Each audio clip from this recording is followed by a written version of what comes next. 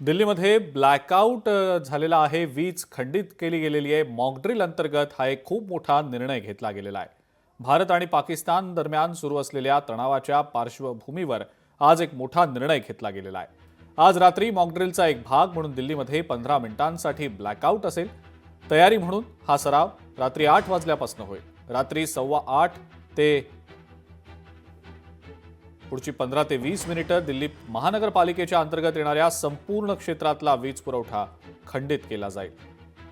काही भागांमधला वीज पुरवठा हा आधीच खंडित करण्यात आल्याचं देखील समजतंय. या संदर्भातली ही लाईव्ह दृश्य आपण सध्या स्क्रीनवर पाहतो.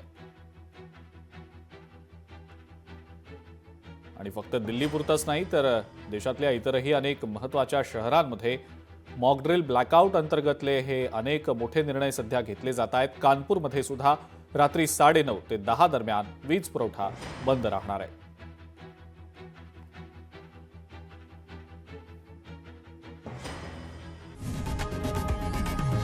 लोकशाही मराठी ऐका, पहा, जागरूक रहा.